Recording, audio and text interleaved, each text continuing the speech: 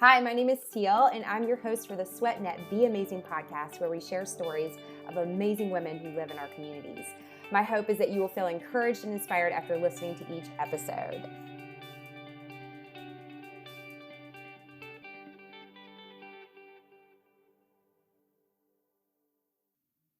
Hi, everyone. Welcome to the Be Amazing podcast. I'm your host, Seal, and again, I'm excited that you've joined me today for our next episode.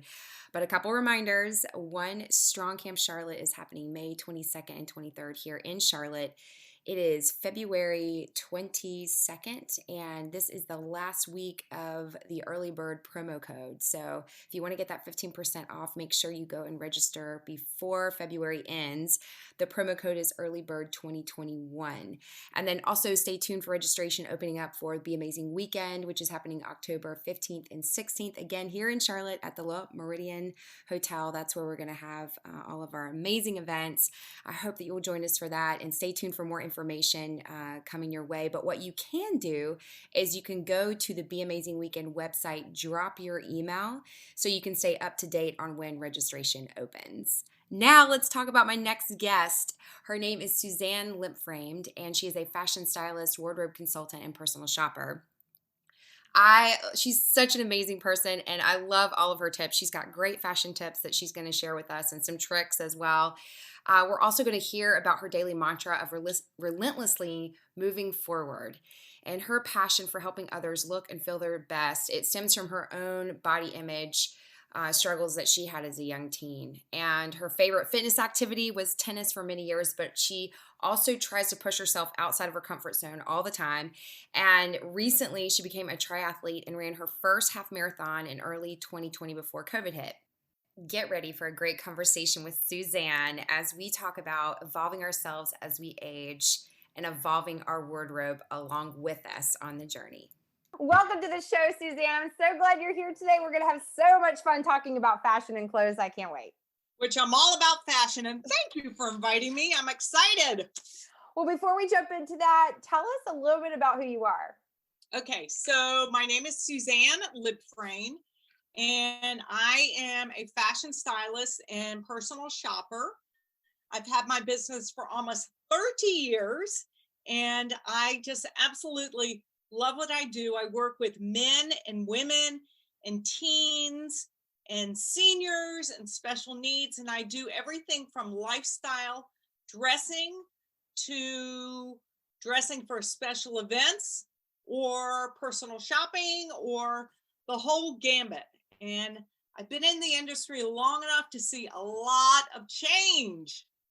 Oh, I bet you have. Like, you've seen, like, retro, or what we're wearing is retro now, like when that first started, I'm sure, like 80s, Yes. 90s, and like how fashion has evolved. I think it's so cool.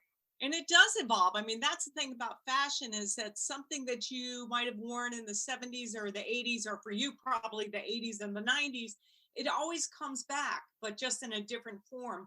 And because fabrics and textures and all of that are so different now, and they've gotten so much better, it's crazy to see what fabrics can do and how they can drape on your body. Okay, so here's a question for you. What is your favorite time period so far in fashion?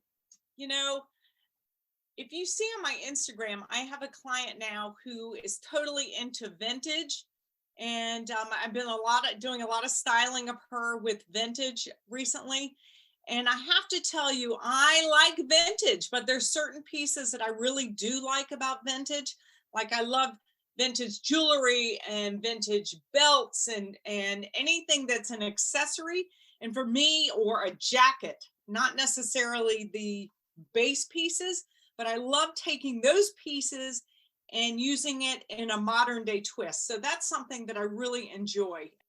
Like, vintage to me is like, probably, if I wear regular clothes, I would love things like that. Like the little accessories, if I were really into it, and which I'm mostly into workout gear, and you know that. But like the times I do get to wear other things, like I have an appreciation for that. And especially things that to me, even like that maybe my grandmother had. Yes. Things like that may have like a story to it, or something that just has that kind of attachment. I think Right. And I think for me, it's the same thing. I have quite a few of my mother-in-law's purses. I have quite a few of my grandmother's scarves and a pair of gloves. And it brings nice warm memories, don't you think? Oh my gosh, absolutely. I totally love that. Well, let's get started with when did you fall in love with clothes and fashion? When did that start for you? Okay, so this is funny. My parents think not so funny, but when I was a child, I was really into Barbie dolls, really into Barbies, and I used to dress them and make their clothes and cut and paste and do all of that. Besides, all the stories and things that you can create and do your own little fashion show. So I still have my Barbies. Do you believe that? I Oh still my have gosh. them. Now, do you have them all dressed up? I mean, do you have them like, are they They're naked because because most of the clothes have disintegrated, truth be told. But I have loved fashion for forever. And my parents, the only way they could get me to behave, because I was so impy, I was such an impish child, always getting into trouble, is they would threaten to take away my Barbies. So one time they did that, and I threw my body on the floor and had a temper tantrum and said, "You can't, they're my life." I have always, to tell you, have loved fashion. Even during high school, everybody was grunged out, and here I was dressing up. People wonder, why are you all dressed up? So it's just always kind of been my thing. That's so cool. Did you immediately like did you go to college for fashion or did you Yes. how where did you start with that? So I have actually a dual degree in fashion merchandising and marketing. And I went to school in Philadelphia. And I actually did my first internship with Lord and Taylor's in the dress department. And then I later went on to work for Federated Department Stores and basically worked for a company called Bamberger's. It's one of the department stores that also owned like Macy's. So, and Lord and Taylor's and a few others. So I have been in the industry for a long time, but I will tell you a short story. Um, when I moved down to North Carolina, I was doing store visuals, and a girlfriend said to me, "Look, there's this new career going on out in LA." And we're talking, okay, almost 30 years ago. She said, "It's a personal shopper. I think you'd be really good at this." And I'm like, "Wow, well, how do I do this?" And so we kind of talked it through, and that's how I started my business, is actually in clients' closets, because that's so much of what I do, is work in people's closets and do closet consultations and closet cleanouts. And that's a question for you. How much of your closet do you actually wear? Probably not a lot. I wear a lot of the same thing right now because I'm not out and about with people and at meetings and stuff. So yeah, a lot of it's just the same. I'm guilty. Same workout gear. And that's what I find, is that most clients only wear a third of what's in their closet. So my goal is, when I'm in somebody's closet, is to recreate looks and different things, that the combinations that they can wear, so they can utilize more of the wardrobe. So that's one of the goals. And the other goal really is to get the stuff out that's not working for you, because really less is more. Do you have people when you've done that? Do you have people that struggle to let go of things because there's attachment to it? Yes. And there's really only so far that I will push it. And the attachment, this is interesting, is either something from a family heirloom, which I never touch, or the dress they got engaged in, which is, or, a wedding, something with their wedding. Of course, I never touch that. Or things that I have found over the years, people that might not have had the wealth or the comfort and finance that they have now, and they grew up having very little, then they're more apt to not want to get rid of things because they feel like they need to hold on to it. I'm not going to say hoard. Um, that's another interesting thing. And really, the goal is, why are you keeping this in your closet? When's the last time you wore it? Does it actually fit? That's the other thing, is that if you have things in your closet that no longer fit, is this something that you will round back to at some point? And really, you have to kind of be honest with yourself. Am I going to get back into that? And if not, I say pitch. Yeah, there's so much emotional attachment with clothes. Yes. Like as you're talking and I'm thinking about certain things I've held on to forever. I'm Right. guilty. Uh and with that said, have you had somebody actually get rid of things that they may not have, just kind of talking through it? Have you seen any of that? Absolutely. Absolutely. And the funniest is I've even had clients come back and tell me, oh, yeah, I put that back in my closet. And then I'll start laughing. And I always say, listen, I appreciate your honesty. And I'm going to ask you again a year from now if you've done anything with that garment. So, it's a really personal thing. And sometimes people do want to just hang on to things, but oftentimes, quite honestly, it's not for the right reasons. Because, as you know, I don't know what you have range of sizes in your closet, but a lot of people have at least 3 or 4 sizes. And the reality is, are you actually going to get back to that size? Or if it's a larger size, why are you keeping the larger size in your closet? Because that's giving you an out. And that to me is not a good thing. That's really interesting. You just don't realize how much clothing can actually hold you back. Right. I have never really thought about it that way, and this leads into my next question, or kind of talking about clothes, or do you really try to help people feel good in the clothes that they're in? When somebody is struggling, how do you address that? Like if somebody comes to you and they're like, I need you to help me, style for something or whatever, but they really struggle with just putting on clothes. Well, I think oftentimes, and I'm going to give you 2 examples of 2 different clients over the years without naming any names. People do struggle. They struggle. Everybody struggles with their body, and everybody looks in the mirror and finds things that they don't like about themselves. So I give them the grace period of saying, yeah, I really don't like my thighs, or I really don't like this. And then I'm like, okay, we're done. We all have parts of our body that we're not happy with necessarily. It's a matter of embracing it. And then I like the line, and you might have heard this one before. Well, I don't see any of that going on with you, and you don't have that problem. And that's when I do this. That is when I whip up my shirt or I whip down my pants and I say, you see this? We all have this. We all have this. We all have different things in our body that we might not be happy with, but it's more about embracing and accepting. So, um, this past year, I had a teenage girl who was in her like 20, and she was getting ready to go to a family event. And it was a lot of tears in the fitting room, and which broke my heart. And the best way I can serve a client and work with somebody through that is to teach them self love, self appreciation of who they are on the inside, that the outside doesn't necessarily reflect that, and that it's really okay. And where you are in your journey, and because, I always see fashion as a journey, and where you are right now in your journey and how you are styling yourself might not be the same in years down the road. So it's more of acceptance. And let's find pieces that make you feel good, because we will find garments that make you feel good. And I've never lost a client to that who has not agreed that finding the right outfit really emphasizes parts of them that they really do like.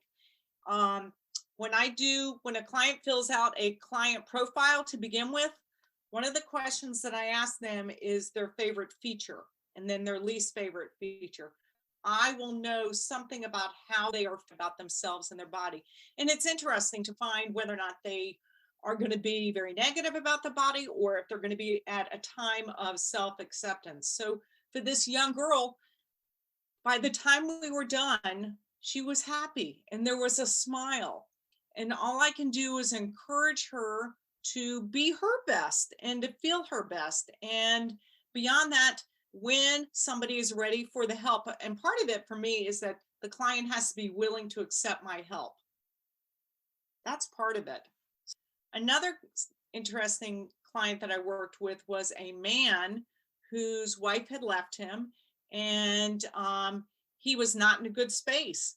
And it was, how do you get this person who is down on himself, obviously has not taken good care of himself for a series of reasons. And, you never can walk in somebody's shoes. So I have to be very careful. I can't judge.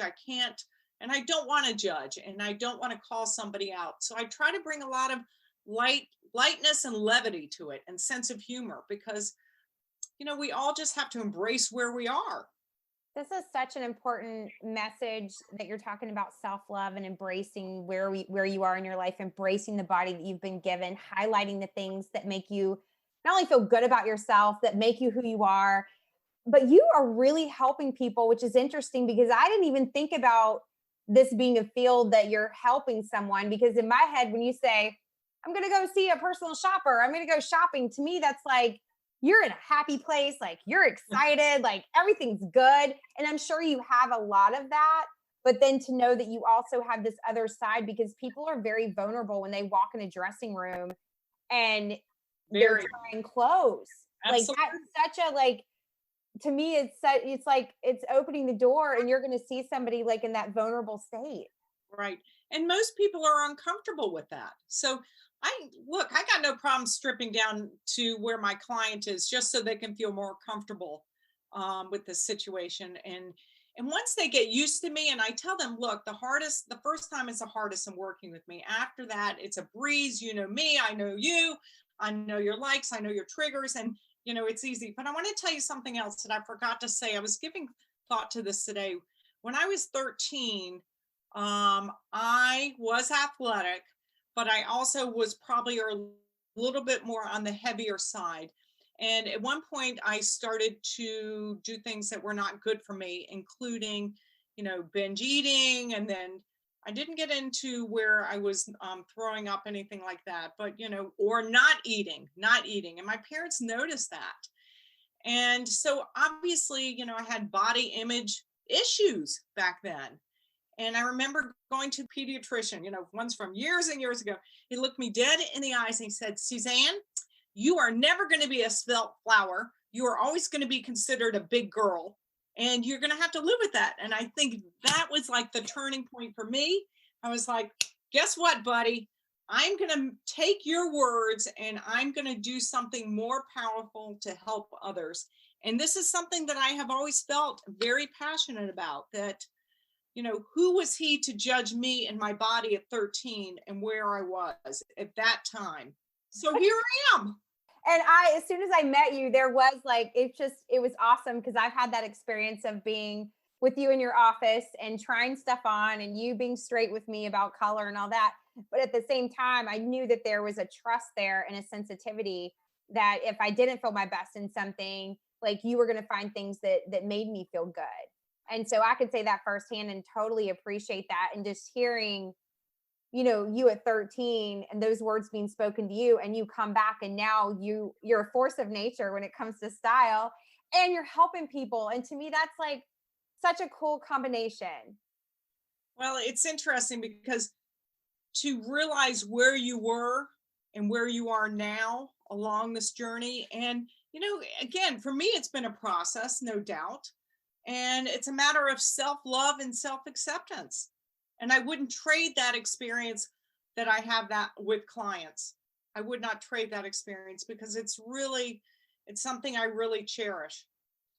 Suzanne, what are some key tips on accentuating our positive attributes and downplaying the areas that we may not be too excited about? All right. So the most important tips that I can give you is that you want to wear clothes that fit your body, that are not baggy, because you want to wear your clothes. You don't want your clothes to wear you. So keep that in mind, regardless of your weight loss or your weight gain. You always want to wear clothes that fit. Another tip is that you want to make sure that you know what styles of clothes best fit your body. And the best example is if you are larger busted, you want to wear a V-neck type of shirt versus a crew neck. So it's really important that you know what styles fit your body, what pants, where the pockets should be, or skinny or flare. So know the styles that best fit your body. I think the most important tip I can give you is to make sure, because it makes a huge difference in how your clothes lay, that you have a proper bra fitting and that you're wearing the proper undergarments. And the reason why you want to do that is because if you have the right undergarments on, then your clothes are going to lay differently on your body and it's going to be smoother and you won't necessarily see what you call imperfections. And again, my last tip is that you really want to wear clothes, especially colors up around your neck, that are going to reflect up and give you a shine to your face. So remember, from the neck up is where you want to wear your color. If you want to camouflage certain aspects or things about your body besides, wearing the right pant styles and tops, if you stand up straight, throw your shoulders back, and you smile, it really makes a big difference. How you carry yourself. Posture. It's so important. I can remember my mom or my dad would do it too. We'd be walking, if I was slouched over, they'd come up and like push right in the middle of where my shoulder blades were and like pull your shoulders back, shoulders back. Stand My up father tall. used to say, in, chest out. I'm like, okay. I felt like I was in the army. Yes. In everything that we've talked about so far, talks about loving ourselves, being kind to ourselves. And it's just, again, this is such an important thing because I think we don't always show ourselves compassion. And when we think of it maybe internally, and we don't think of like the external things necessarily. Right. So I think this is really awesome to talk about this in a way that's different than talking about in my side of things, which would be like fitness and health. Have compassion if you didn't get your workout in today. Have compassion if you didn't get that meal in at the right time. And this is like, have compassion and kindness to yourself with your wardrobe. Right. As you grow as a person and an individual, your style and how you perceive yourself through your dress even is going to change and evolve. And quite honestly, if it doesn't, then there's a problem. There's a problem there. I feel like you should be experiencing different things through fashion with your own fashion as you age. So I know that something that was really important to you, and I definitely want to give time for this, as you talked about the importance as women setting the example for your daughters, for your women that have children, and being that example. And maybe if you don't have a daughter, just being an example in general for young women. Tell us a little bit about that. Well, I do have an adult daughter, and I always apologize to her. I said, you got a mother who's a stylist. I'm sorry. And so, I think especially for daughters today, I think it's really important that you teach them to embrace and love themselves, just like we want to do for ourselves, and not to judge, and to be really realistic in our expectations more than anything else. That what you see through media, whether it's Instagram or TikTok or whatever, that isn't necessarily, with bloggers and influencers, the reality of today's woman. And the best example I can give you there is when I started my business, the average size was size 8'10". The average client now is size 14. Okay, so embrace where you are, teach your daughter to love themselves, to not judge others. Do not judge others. You do not know where their journey has taken them with their health. And just because somebody might be too skinny or somebody might be too heavy in your eyes, you don't know the story behind that. And again, I think keeping them close and respect, that you can have strong dialogue with them to make sure that they do feel good about themselves, so they don't do some of the stuff that I did when I was 13 because I wasn't feeling good about my own body. Well, again, this is just such a good message for young women, for all women. I think that the non-judgment of yourself, and when you stop judging yourself, that's going to show. Right. Sometimes we don't even realize we're judging ourselves, and so it really, knowing that you've got other young women looking up to you, or like you said, women that have daughters, like, it really is important just not judging yourself and having compassion, and they'll pick up on that. They will. And not to watch, you don't have to police what they're eating and they're doing 24/7. If you set the standard in your home, then they will follow that. And I really firmly believe that you set by example, and how you dress as a parent, the food that you put in your mouth, the exercise, and your everyday lifestyle. And if they hear you gossiping or being judgmental about somebody either on TV or somebody on the phone, then they're going to take that. So I think it's all about positive messaging.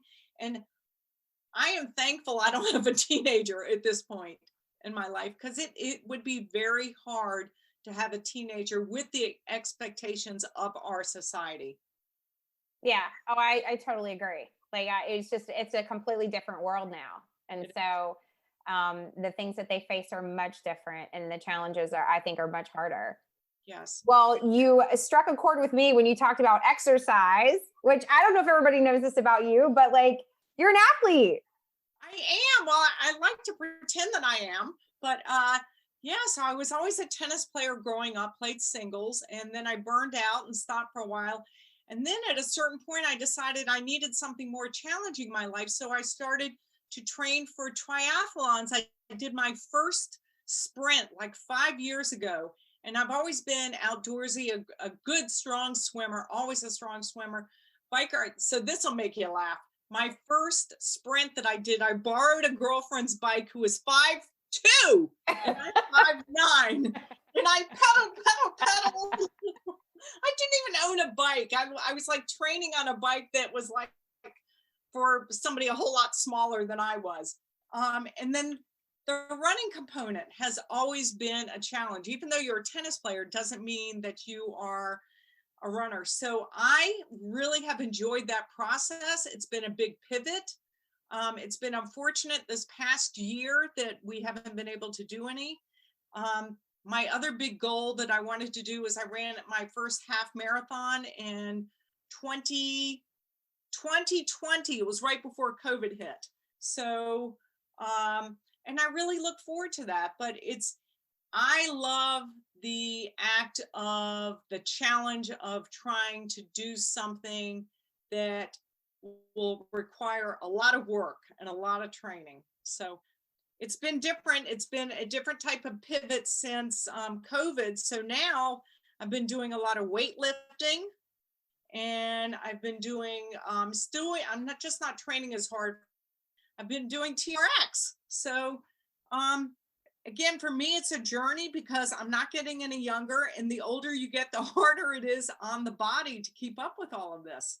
So Well, it's amazing. I love hearing. I mean, I love it that you're like the stylist in fashion, and then I just love it even more that you love being active, and that you. And then when you told me that you were an athlete, like, man, I love that, because that's how we should be. Like, if you're active and right. you do like any type of races, like, you're an athlete. Like, that's like, I love the ownership that you take in that. I just think it's awesome. Thank you. I can't wait to get back into it. I've got a small race this weekend, but again, it's the challenge. And listen, people don't recognize me. I love it. No hair, no makeup, hair on top of the head, and I'm out. I love it. Okay, so do you have a favorite song that you have to have on your playlist like every time? Is there one that you listen to that just fires you up for when you get to do a race? So this is going to make you laugh. Here we go. So instead of listening to music, I listen to podcasts when I train. And the reason why I include in your podcast, and the reason why I do that, is because I need a distraction. I don't need to be pumped up. I'm already pumped up because I want to work as hard as I can.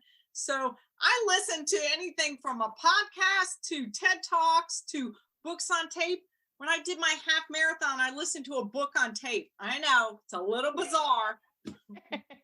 No, but it's true. Like, I think there's certain times, like, and I've talked with other people too.